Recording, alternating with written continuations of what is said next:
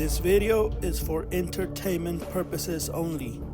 Do you know what this is? This is kudzu, a plant that's invasive in many parts of the world but is cultivated with care in China.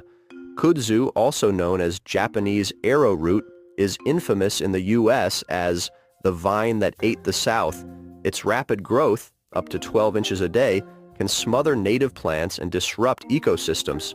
In China, however, farmers cultivate kudzu for its roots, which are a valuable food source often compared to potatoes or jicama. Aside from the seeds and pods, nearly every part of the plant is edible: leaves, stems, flowers, and roots. The roots are the highlight of the harvest.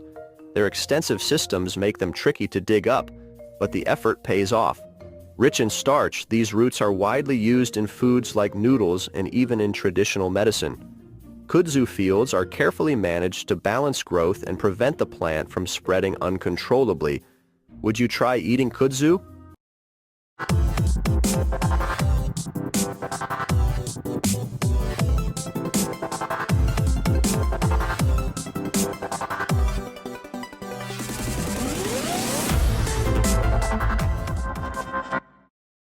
And today I thought we could talk about the interesting story of kudzu.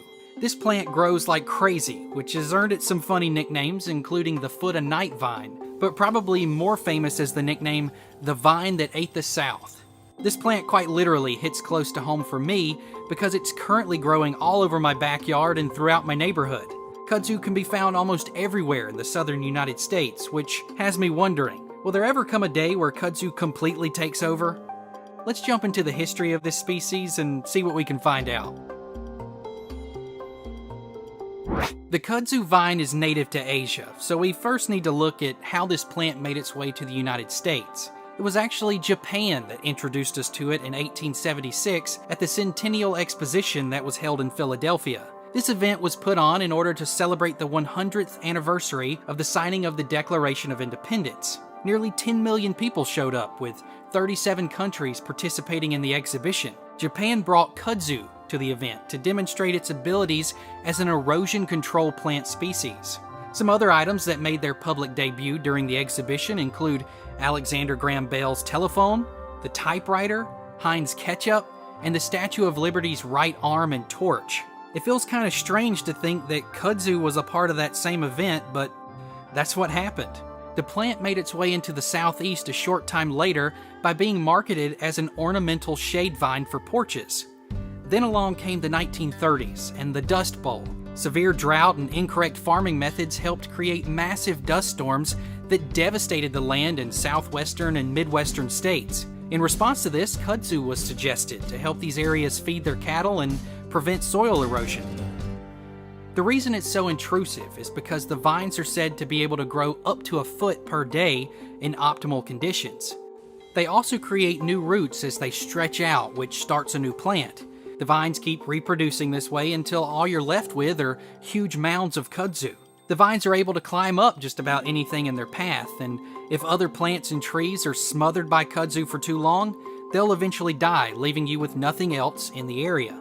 Controlling kudzu is key to its effective use, but very few people have the willpower necessary to do it correctly.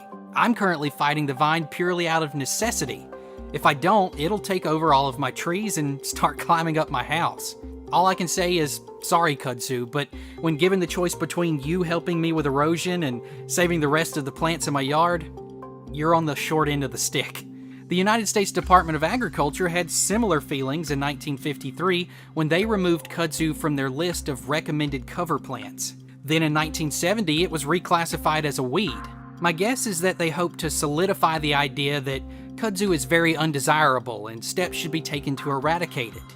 Despite this, the vine continued to chug along, covering more and more of the South. And in 1997, kudzu's status was taken up another notch when it was placed on the Federal Noxious Weed List.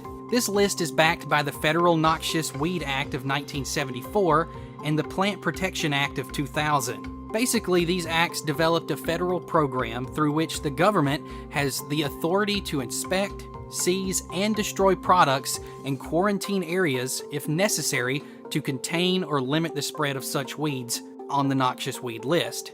It's been 20 years since kudzu was added to this list, and in many ways, it's still thriving. So, are we fighting a losing battle? Is kudzu taking over for good?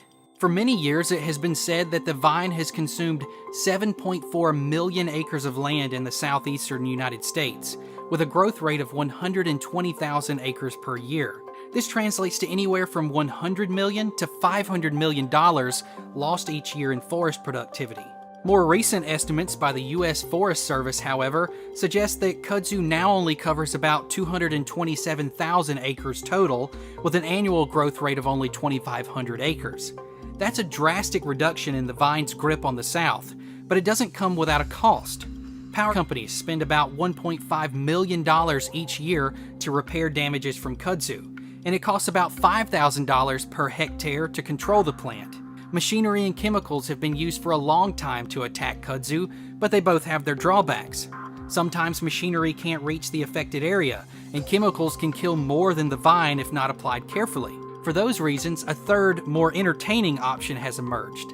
These days, you can hire goats and sheep to come do the dirty work for you, and from what I've seen, they get the job done. They just might be the saviors we need to put this crazy vine to rest. They get the job done. This has been a Pinguinati production. If you'd like to support the channel, links are in the description.